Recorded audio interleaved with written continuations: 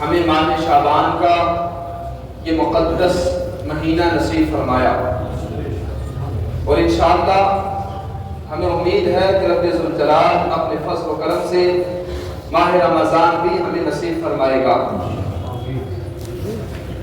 ماہ رمضان کا میسر آ جانا، مل جانا، یہ رب ذوالجلال کا خاص فضل و احسان ہے۔ آپ نے دیکھا گزشتہ سال ہمیں میں سے کچھ حضرات جنہوں نے ماہ رمضان ہمارے ساتھ گزارا، آج وہ ہمارے ساتھ نہیں۔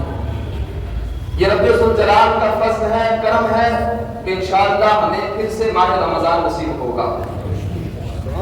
دعا یہ کریں کہ رب ذوالجلال ماہ رمضان کی برکتوں سے، سعادتوں سے ہمیں مالا مال فرمائے، اور اس کا احترام اور اس کا ادب کرنے کی توفیق عطا فرمائے۔ حضرات گرامی، اللہ تبارک و تعالیٰ نے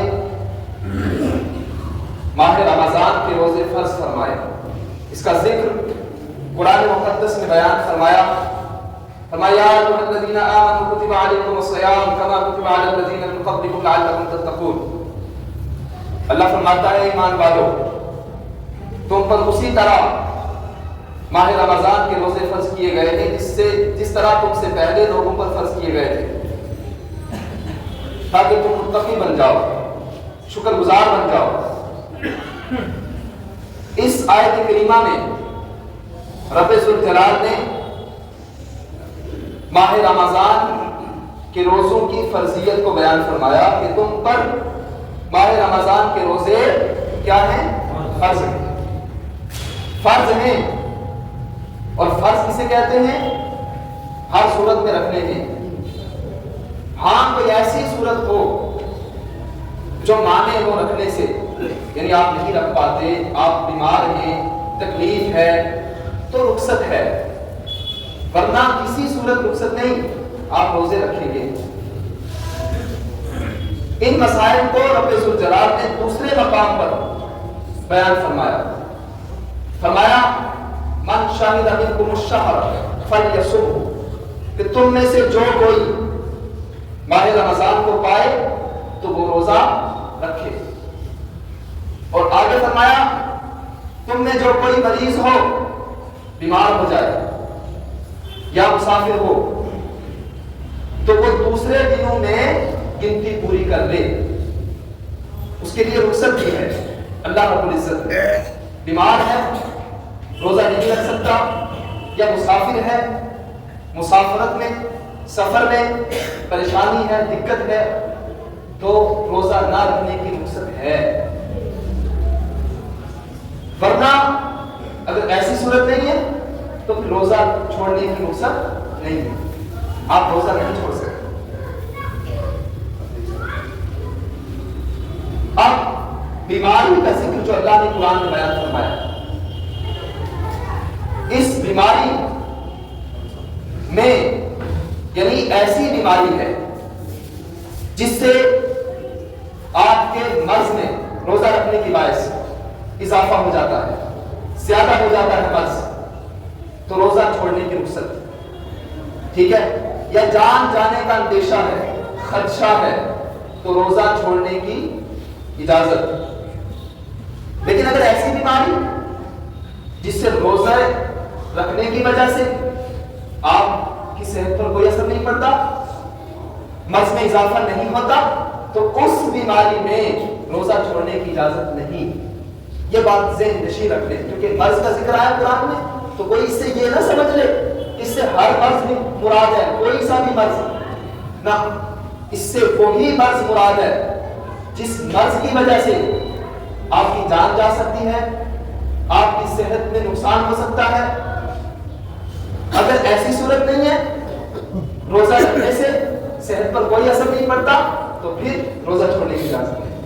اچھا، ایک اور مسئلہ میں یہاں پر بیان کروں۔ مرض کی حالت میں جو روزے چھوٹ جائیں ان کی قضا کی جائے گی، آپ فدیہ نہیں دے سکتے۔ یہ بھی بڑا ایک مشہور مشغلہ ہے، معمول ہو چکا ہے ہمارے معاشرے میں کہ لوگ فدیہ دے دیتے ہیں، جی میں روزہ نہیں رکھ سکتا تو فدیہ دے دیا۔ فدیہ کس کے لیے ہے اس کو سمجھنے کی ضرورت ہے۔ فدیہ اس شخص کے لیے ہے جس میں روزہ رکھنے کی طاقت ہی نہیں، جو پوری عمر کبھی بھی روزہ نہ رکھ سکے، جس کو صحت یابی کی امید نہیں، اس کے لیے فدیہ ہے۔ ورنہ جب صحت مل جائے گی تو قضا واجب ہو جائے، قضا کریں گے آپ، فدیے سے کام نہیں چلے گا۔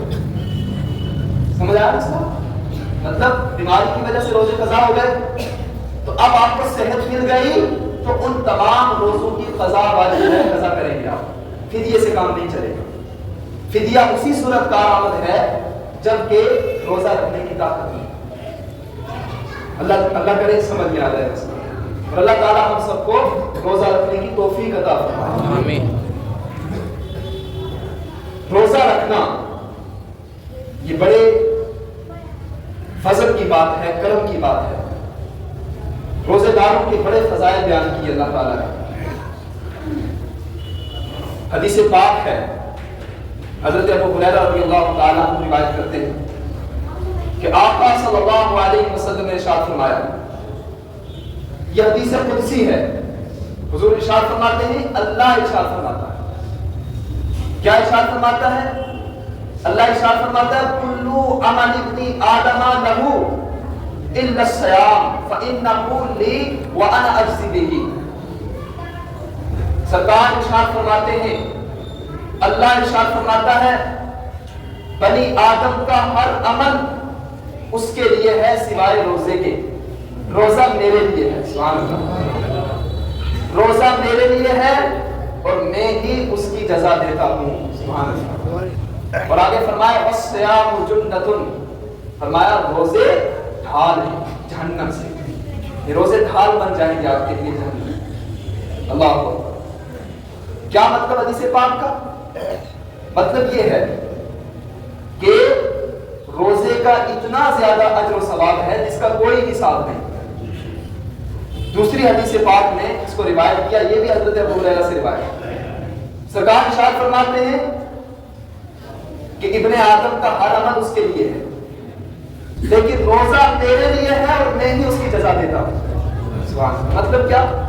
یعنی کوئی بھی آپ نیک کام کرے تو اللہ تعالیٰ اس کی جزا آپ کو دیتا ہے، 1 سے لے کر 10,700 اس سے بھی زیادہ۔ اللہ یضاعف لمن یشاء، اللہ چاہے تو اس میں اضافہ فرمائے۔ لیکن روزہ ایک ایسا عمل ہے جو اللہ رب العزت کے لیے ہے، اللہ خود فرماتا ہے، اور اس کا اجر اور اس کا ثواب اتنا زیادہ ہے جس کا کوئی حساب نہیں۔ رب ذوالجلال اپنے فضل اور اپنے کرم کے اعتبار سے روزے دار کو اجر عطا فرماتا ہے، یعنی بے حساب اجر و ثواب عطا۔ سبحان اللہ۔ اتنا بڑا موقع انسان کو زندگی میں مل جائے اللہ رب العزت کو راضی کرنے کا، اس کی رضا حاصل کرنے کا، اور پھر بھی وہ ایسا نہ کر پائے تو اس سے بڑا بد نصیب کوئی ہے۔ اسی حدیث پاک میں رسول اللہ صلی اللہ علیہ وسلم نے آگے ارشاد فرمایا، فرمایا تم میں جو کوئی روزے سے ہو، جس دن کوئی روزے سے ہو تو وہ فحش کلام نہ کرے، جھگڑے نہ۔ فحش کلام یعنی ناجائز کلام، ہر ایسا کلام جو ناپسند ہو، جو غیر مناسب ہو، جو اچھا نہ سمجھا جاتا ہو معاشرے میں، ایسا کلام نہ کرے، کسی سے جھگڑا نہ کرے۔ اور آگے حضور نے ارشاد فرمایا، اگر کوئی گالیاں دے روزے دار کو، تم میں سے کوئی روزے دار ہو اور اس کو کوئی گالی دے، کوئی اس کے ساتھ جھگڑے، تو سرکار ارشاد فرماتے ہیں کہ روزے دار کو یہ چاہیے کہ وہ کہہ دے کہ میں روزے سے ہوں۔ سبحان اللہ۔ یعنی وہ جواب نہ دے، وہ آگے سے اس کا جواب نہ دے، کوئی گالیاں دے تو اس کو جواب دے گالیوں سے، کوئی جھگڑے تو جھگڑے کی صورت میں جواب دے، ایسا نہ کرے، بلکہ یہ کہے کہ میں روزے سے۔ سبحان اللہ۔ اور آگے سرکار ارشاد فرماتے ہیں مجھے قسم ہے اس ذات کی جس کے قبضہ اور قدرت میں میری جان ہے، محمد صلی اللہ علیہ وسلم کی جان ہے، مجھے اس ذات کی قسم ہے، رب ذوالجلال کو روزے دار کے منہ کی بو مشک کی خوشبو سے بھی زیادہ پسندیدہ ہے۔ اتنا بڑا کمال ہے روزہ رکھنا اور اس کا اتنا اعزاز ہے اللہ رب العزت کی بارگاہ میں، آپ سمجھ سکتے ہیں۔ اور آگے سرکار ارشاد فرماتے ہیں جو کوئی روزہ رکھتا ہے رب ذوالجلال اس کو دو طرح کی خوشیاں نصیب فرماتا ہے۔ ایک یہ کہ جب وہ افطار کرتا ہے تو رب ذوالجلال اس کو فرحت نصیب فرماتا ہے، تسکین قلبی حاصل ہوتی ہے۔ آپ نے خود اس چیز کو مشاہدہ کیا ہوگا، جب بندہ افطار کرتا ہے تو ایک تسکین حاصل ہوتی ہے، ایک عجیب کیفیت ہوتی ہے، اس وقت عجیب خوشی حاصل ہوتی ہے۔ اور دوسری خوشی کیا؟ سرکار ارشاد فرماتے ہیں جب روزے دار رب ذوالجلال سے ملاقات کرے گا، جب بندے کی اللہ سے ملاقات ہوگی تو اس ملاقات کے وقت اللہ تبارک و تعالیٰ روزے دار کو خوشی نصیب فرمائے گا۔ ایسی خوشی ہوگی جس کی کوئی مثال نہیں، جس کو بیان نہیں کیا جا سکتا۔ اللہ اکبر، یہ ہے روزے کا اعزاز، یہ ہے روزے کا اکرام۔ اللہ تعالیٰ کتنا اجر اور کتنا ثواب عطا فرماتا ہے روزے دار کو، آپ نے سماعت فرمایا، بے حساب، جس کا کوئی حساب نہیں۔ تو کیوں نہ ہو کہ ہم تحیہ کریں، پکا عزم کریں، اذعان کر لیں کہ اس سال ہم روزے رکھیں گے انشاءاللہ، انشاءاللہ روزے رکھیں گے، اور بلا مجبوری بلا عذر ہم روزے چھوڑیں گے نہیں انشاءاللہ۔ دوسری حدیث سے بات ہے، یہ بھی حضرت ابو ہریرہ رضی اللہ تعالیٰ عنہ سے بھی روایت ہے، بخاری مسلم اور دوسری کتب احادیث میں ہے۔ سرکار ارشاد فرماتے ہیں من صام رمضان ایمانا و احتسابا غفر له ما تقدم من ذنبه۔ سرکار ارشاد فرماتے ہیں کہ جس نے ایمان کے ساتھ اور اخلاص کے ساتھ رمضان کے روزے رکھے، اللہ اکبر، اللہ تبارک و تعالیٰ اس کے سابقہ تمام گناہوں کو معاف فرما دیتا ہے۔ اللہ اکبر۔ اسی طرح کی دوسری حدیث ہے من قام رمضان ایمانا و احتسابا غفر له ما تقدم من ذنبه۔